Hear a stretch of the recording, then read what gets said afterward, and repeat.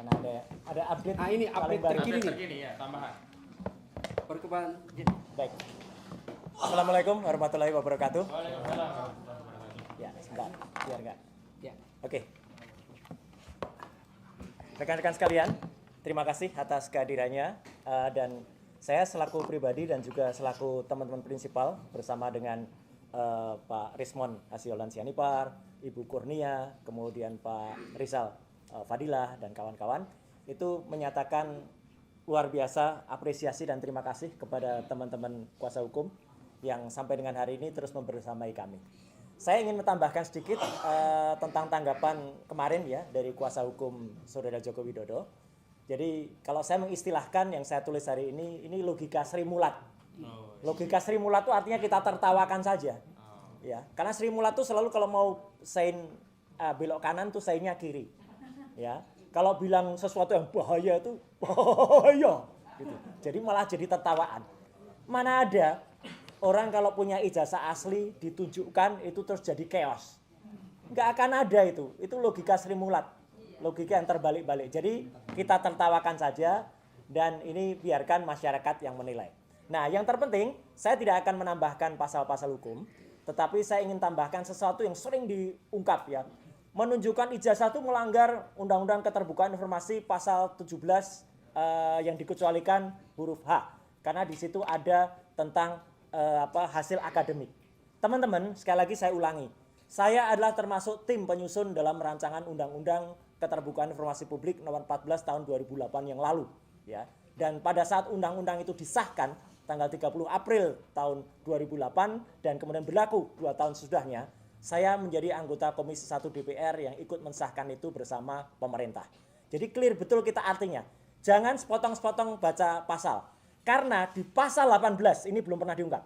Di pasal 18 ya di Undang-Undang Keterbukaan Informasi Publik ayat 2 itu berbunyi tidak termasuk informasi yang dikecualikan sebagaimana dimaksud dalam pasal 17 huruf G dan huruf H antara lain apabila pada ayat 2 pengungkapan berkaitan dengan posisi seseorang dalam jabatan-jabatan publik.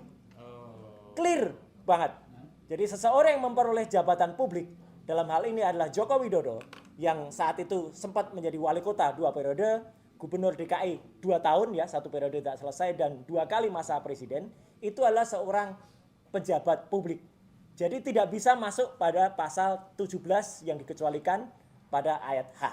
Jadi clear banget. Jadi tidak bisa lagi berdalih Undang-Undang Keterbukaan Informasi Publik. Satu lagi yang penting lagi, dan ini yang terjadi. Mohon maaf Pak Rismon hari ini tidak atau belum bisa membersamai karena Pak Rismon selain tadi mendapatkan statement yang sangat bagus sekali dari terima kasih Matus Banuun Pak Insinyur Kasmujo. Pak Kasmujo sendiri dalam keterbatasannya, kemarin waktunya sangat singkat ya, videonya sudah banyak beredar, mengatakan selain dia itu atau beliau itu bukan dosen pembimbing skripsi dan bukan dosen pembimbing akademik, beliau itu usianya kalau untuk membimbing itu harus yang di atas 50 tahun. Dan beliau mengatakan waktu itu masih asdos, masih asisten dosen. Gelarnya juga masih Bachelor Science atau BSc. Jadi memang belum bisa membimbing. Jadi ini sekaligus mematahkan betul statement Jokowi pada saat dia tanggal 19 Desember tahun 2017 di Fakultas Kehutanan yang mengajak Pak Kasmujo ke depan. Pak Kasmujo jelas mengatakan itu salah. Itu salah. Ya gitu. Jadi clear banget. Kemudian yang kedua, temuan menarik lainnya adalah Jokowi kemarin juga beberapa yang lalu ketika diwawancara wartawan di Solo juga mengatakan KKN-nya adalah pada tahun 1985 awal. Padahal sudah terjadi, maaf ini, mungkin pengkondisian di desa KKN-nya, yaitu di Segoro ya, Wonosegoro yang ada di Boyolali, bahwa waktu itu dikatakan tahun 83. Jadi orang tuh disetting ngomong 83. Semuanya di sana. Termasuk Ibu Lurah di situ. Padahal itu hanya katanya. Jadi Ibu Lurah tuh katanya dulu ada petugas fotokopi ngantar orang pakai kacamata, naik Vespa, ambil gitar. Mana ada orang mau mengantarkan sejauh puluhan kilometer dari Boyolali ke Solo atau ke Jogja, kita nggak tahu, ngambil gitar dan hanya diingat kacamata. Padahal kan kita tahu siapa yang pakai kacamata itu banyak sekali. Dan pada rekaman itu banyak beredar. Selalu beliau menyebut yang KKN di sini adalah Satya Wacana dan UNS. Tidak pernah tersebut kata-kata UGM. Ya, jadi perhatikan kalau ada kayak gitu. Dan ini sudah terjadi hoax yang berlebihan di ternak-ternak Mulyono yang mengatakan respon malu dipermalukan desa ternyata enggak. Jelas betul bahwa itu tidak membuktikan apa-apa. Temuan paling terbaru kemarin, hari ini pagi tadi, tim sampai ke redaksi KR dan kedaulatan rakyat dan sampai ke perpustakaan daerah DIY. Yang menarik apa? Kami menemukan bandel KR edisi tahun 1980. Tapi yang jahat, tim tidak menemukan edisi koran bulan Juni, Juli, Agustus. Khusus itu. Dikatakan, ini gimana? Diambil Pak, kemarin sama Bareskrim. Itu pernyataan staf perpustakaan daerah. Ya, ada YouTube-nya, ada beredar. Jadi tahun 80, Januari, Februari, Maret, April, Mei ada. Tapi begitu Juni, Juli, Agustus 4 atau 3 bulan itu diambil. Kalau memang itu barang bukti kejahatan, boleh diambil. Itu kan bukan barang bukti kejahatan. Tapi tim tidak kekurangan akal. Ketika cek, saya tanya, cari koran edisi setahun sebelumnya. Ya, karena edisi sebelumnya itu pada bulan Agustus, bulan puasanya. Cek, bulannya terbaca apa? Pasa. Tidak ada puasa ya. Tidak ada puasa. Yang ada pasa. Dan cari cek kedaulatan rakyat edisi sekarang. Semua terbaca pasa. Jadi kalau misalnya nanti, karena ada yang berusaha diedarkan, itu puasa, maka kami akan mempertanyakan. Karena kalau itu hanya digital, kami tidak akan terima. Kami harus terima bukti analognya. Dan kemana bundel koran milik perpustakaan daerah DIY yang itu hak rakyat kok dibawa oleh petugas. Ya, ini jahat sekali. Ya, jahat sekali. Saya kira itu dulu, ya, karena akan ada rencana pertemuan besok sama lusa untuk seorang mystery guest yang sangat bagus oleh tim di daerah DIY, yang itu nanti akan saya informasikan. Kejutan lagi. Saya sengaja ada standby di Jakarta karena kami selalu TikTok, kami selalu kontak dan kami selalu update. Terima kasih sekali lagi kehadirannya rekan-rekan sekalian dan semoga ini membantu penyemangat kita. Pak Roy Suryo dan kawan-kawan, tapi sudah menjadi persoalan seluruh rakyat Indonesia. Dan karena itu ketika kemarin kuasa hukum saudara Joko Widodo menyelenggarakan konferensi pers, maka kami segera bermusyawarah untuk memberikan respon terhadap sejumlah substansi materi yang disampaikan oleh kuasa hukum saudara Joko Widodo, karena menurut kami banyak ya statement yang disampaikan itu bias, tidak sesuai fakta, dan ada yang bahkan bernarasi framing. Karena itu kami ingin sampaikan tanggapan resmi dari kami agar publik bisa menilai apa sebenarnya yang terjadi dalam kasus ini dan sebenarnya secara faktual, secara de jure proses hukumnya itu sampai di mana. Baik, yang pertama saya ingin memberikan respon terkait masalah keaslian ijazah saudara Joko Widodo. Kami dari tim advokasi tegas menyatakan bahwa sampai hari ini belum ada satu ketetapan putusan pengadilan yang berkekuatan hukum tetap yang memberikan deskripsi atas ijazah saudara Joko Widodo. Sehingga kami membantah statement dari kuasa hukum saudara Joko Widodo yang menyatakan bahwa ijazah saudara Joko Widodo dideklarasikan atau dideskripsikan sebagai identik atau asli hanya berdasarkan penyelidikan yang dilakukan oleh Bareskrim Mabes Polri. Ingat bahwa persoalan ijazah ini tidak lagi menjadi persoalan yang cukup dengan deklarasi satu institusi, apakah itu UGM, apakah itu kuasa hukum saudara Joko Widodo, bahkan institusi Bareskrim. Masalah ijazah ini sudah menjadi sengketa hukum, baik secara perdata dan juga secara pidana. Kita ketahui masalah ijazah palsu ini secara perdata sudah digugat menjadi sengketa hukum di dua institusi pengadilan, yang pertama di Pengadilan Negeri Surakarta dan yang kedua di Pengadilan Negeri Sleman. Karena itu semua pihak saya minta, kami mohon, kami harap untuk bersabar tentang status ijazah ini, apakah asli atau benar palsu. Karena apa? Karena sebelum ada putusan pengadilan berkekuatan hukum tetap, maka status quo-nya ijazah ini dalam sengketa hukum.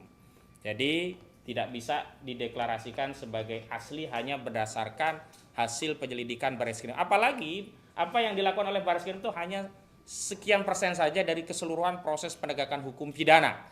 Karena penyelidikan itu hanya beberapa persen dari proses yang lainnya. Ada penyidikan, ada dakwaan, ada pembuktian, ada penuntutan, ada pembuktian di tingkat peradilan pertama, ada vonis judek faksi tingkat pertama, ada vonis judek faksi tingkat kedua, ada vonis judek juris di tingkat kasasi Mahkamah Agung. Nah, baru setelah ada putusan kasasi yang berkekuatan hukum tetap, maka baru bisa kita simpulkan deskripsi ijazah itu seperti apa.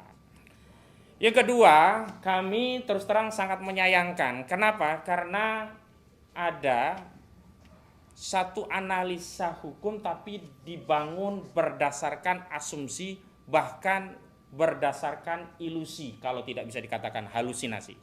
Apa itu? Yakni statement kuasa hukum saudara Joko Widodo yang menyatakan akan terjadi chaos kalau ijazah itu ditunjukkan. Dalihnya adalah nanti setiap orang, ya, pejabat, DPR dan sebagainya akan dituntut untuk menunjukkan ijazahnya sehingga ini akan menjadi chaos. Kami jawab dengan data dan fakta bahwa pertama, batasan sengketa hukum ini adalah khusus dan terbatas hanya pada ijazah saudara Joko Widodo. Tidak ada urusannya dengan ijazah pejabat lainnya, anggota DPR dan selainnya. Sehingga kita berharap bahwa penyelesaian persoalan ini harus dibatasi dan spesifik hanya pada ijazah saudara Joko Widodo. Jangan membangun narasi ilusi bahwa seolah-olah akan ada anggota DPR yang dituntut untuk menunjukkan ijazahnya dan yang lainnya. Itu semuanya hanya ilusi, bahkan bisa kita tegaskan sebagai halusinasi. Padahal statement hukum itu tidak boleh dibangun berdasarkan asumsi apalagi halusinasi. Statement hukum harus dibangun berdasarkan fakta hukum dan norma hukum. Norma hukumnya apa? Aturannya apa? Asas-asas hukumnya apa? Kemudian fakta hukumnya apa? Fakta hukumnya hari ini yang dipersoalkan hanyalah masalah ijazah saudara Joko Widodo. Dan apa yang terjadi jika ijazah itu ditunjukkan? Ya, ijazah itu akan dianggap ada oleh publik bahwa Jokowi memiliki ijazah itu. Tapi kalau tidak pernah ditunjukkan, seluruh klaim itu menjadi tidak bernilai. Baik klaim dari sejumlah wartawan yang katanya melihat tapi tidak boleh difoto, klaim dari UGM, klaim dari kuasa hukum yang berulang kali sudah melihat, bahkan meraba, menerawang, dan menyimpulkan katanya asli begitu. Itu semuanya tidak bernilai. Jadi kita sama-sama tunggu proses ini dengan baik sampai ada putusan yang final yang menjelaskan deskripsi ijazah itu seperti apa. Dan kami tegaskan bahwa bagaimana kalau ijazah ini nantinya terbukti palsu begitu, itu juga tidak akan ada chaos begitu loh. Karena pertanggungjawaban hukumnya hanya pada orang-orang yang terlibat pada ijazah itu saja, dalam hal ini ijazah saudara Joko Widodo. Jadi setiap rakyat, setiap kita yang tidak terlibat dalam kejahatan pemalsuan dokumen, dalam ini dokumen ijazah palsu, tidak perlu khawatir, tidak akan ada chaos. Justru yang kami lihat dari perkembangan kasus ini adalah semakin lama proses menunjukkan ijazah itu diulur-ulur, justru terjadi perdebatan publik bahkan pembelahan. Sampai terakhir kami sangat menyayangkan ada purnawirawan, jenderal bintang 2 terpaksa harus kehilangan marwah dan wibawanya di depan publik karena memperdebatkan ijazah asli yang ijazah Jokowi yang tidak pernah kunjung diperlihatkan aslinya. Kemudian ketiga, kami perlu tegaskan bahwa proses Dumas di TPUA yang sampai hari ini sedang ditangani oleh Biro Wasidik Mabes Polri itu belum tuntas. Jadi sekali lagi belum tuntas karena kami melalui TPUA, klien kami yakni Saudara Rizal Fadila yang sudah mengajukan permohonan gelar perkara khusus pada tanggal 26 Mei 2025 telah mendapatkan jawaban dari Biro Wasidik pada tanggal 4 Juni 2025 yang di poin 2 jawaban tersebut Biro Wasidik menyatakan telah menerima surat dari TPUA dan menyatakan akan menindaklanjuti sesuai dengan ketentuan peraturan perundang-undangan yang berlaku. Artinya kasus penyelidikan perkara ijazah palsu saudara Joko Widodo di Barreskrim belum tuntas. Dan terakhir justru juga ada statement dari Pak Kapolri, Pak Listio Sigit Prabowo, yang tegas juga menyatakan akan melibatkan pengawas eksternal. Nah, walaupun kami masih mempertanyakan apa yang dimaksud dengan pengawas eksternal itu. Tetapi statement kami yang jelas adalah kami justru mendorong diadakan gelar perkara khusus yang sudah jelas ada dasar hukumnya, yakni Perkapolri nomor 6 tahun 2019, khususnya pasal 31 junto pasal 33. Kalau gelar perkara pengawas eksternal, ini kami kesulitan mencari dasar hukumnya melibatkan pihak eksternal itu seperti apa. Kemudian yang keempat, kami juga menegaskan bahwa proses atau tahapan peningkatan status perkara dari proses penyelidikan menuju penyidikan itu karena adanya bukti kuat bahwa peristiwa itu dapat disimpulkan oleh penyidik adalah peristiwa pidana dengan bukti yang cukup, atau dalam KUHP diatur 2 alat bukti yang cukup. Yang dimaksud 2 alat bukti bukan berarti 2 bukti, bisa jadi 100, 200, tapi masuk kategori bukti tertentu, apakah itu bukti keterangan saksi atau bukti surat. Nah, sampai hari ini memang belum sampai tahap ke sana. Prosesnya itu di Polda Metro Jaya baru undangan klarifikasi. Jadi jangan dipaksa-paksa penyidik Polda Metro Jaya untuk meningkatkan statusnya menjadi penyidikan. Pihak Polda Metro Jaya juga jangan mengikuti atensi pihak-pihak yang hanya bernarasi meminta kasus ini segera ditingkatkan dari penyelidikan menuju penyidikan. Bagaimana penyidikan itu akan dilakukan? Lawang ijazahnya saja belum bisa dibuktikan asli atau tidaknya. Karena deliknya kan dugaan tindak pidana fitnah dan pencemaran tentang ijazah palsu. Berarti harus dibuktikan dulu bahwa ijazah itu asli. Baru orang yang mengatakan ijazah palsu itu dianggap fitnah. Sementara sampai hari ini belum ada satupun putusan pengadilan yang menyatakan ijazah saudara Joko Widodo itu asli.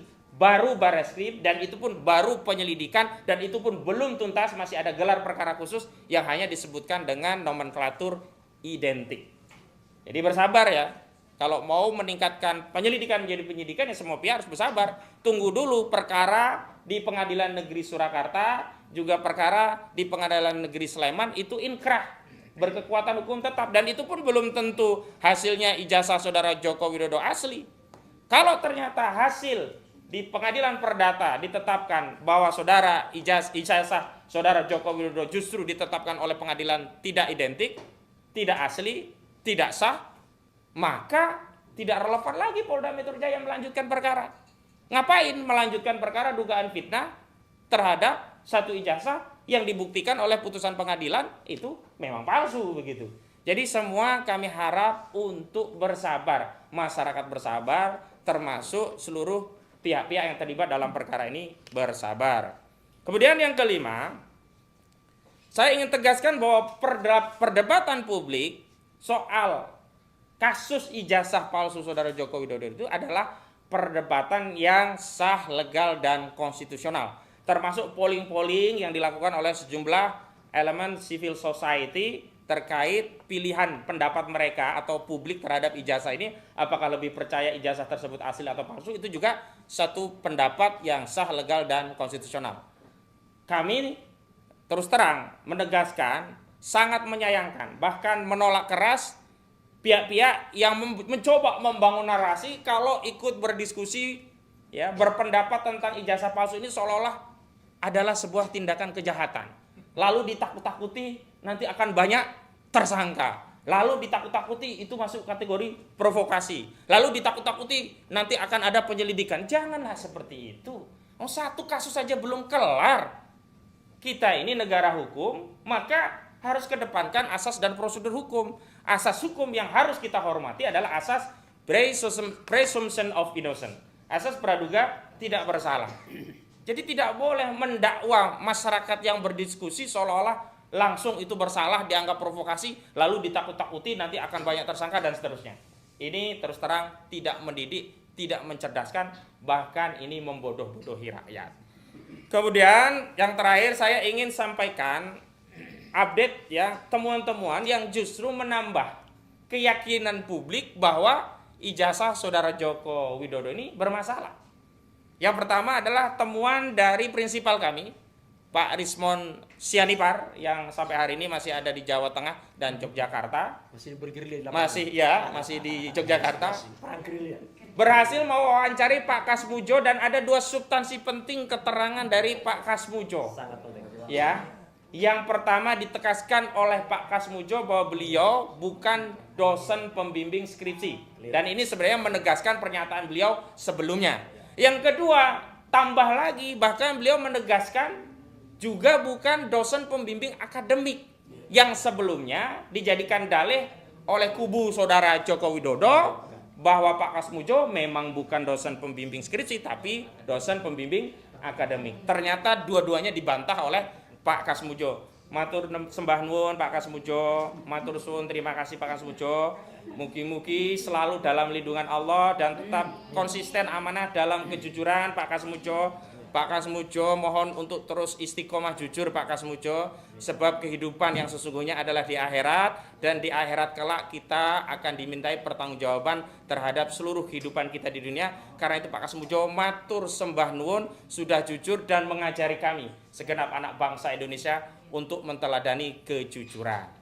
Yang kedua, ini yang paling penting adalah pernyataan politisi PDIP yang pernah menjadi anggota KSP, Kantor Staf Presiden, yakni Pak Betor Suryadi, yang menyatakan ijazah saudara Joko Widodo produksi Pasar Pramuka Jakarta, ya. Dan bahkan beliau menyitir sejauh lama, diantaranya adalah yang tahu ada gelagat yang bermasalah itu adalah Pak Andi Wijoyanto, dulu Gubernur Lemhanas, ya. Makanya tadi saya dapat update info dari Pak Rustam Effendi, benar ya Pak ya? Sama Pak Azamkan itu dari TPUA mengirim surat ke Bapak Andi Wijayanto untuk silaturahmi dalam rangka mendalami kebenaran informasi itu. Dan menurut saya karena ini delik umum, saya pikir penyidik Barreskrim selain melakukan gelar perkara khusus juga harus menindaklanjuti temuan-temuan ini.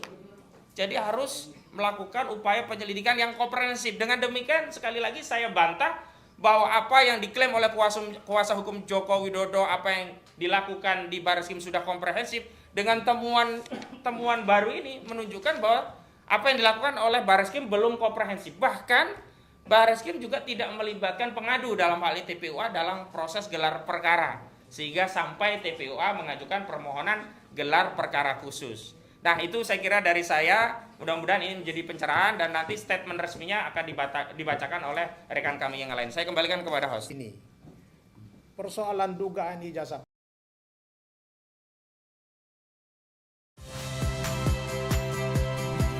Saya Yasir Neneama. Saksikan program-program Kompas TV melalui siaran digital, pay TV, dan media streaming lainnya. Kompas TV, independen, terpercaya.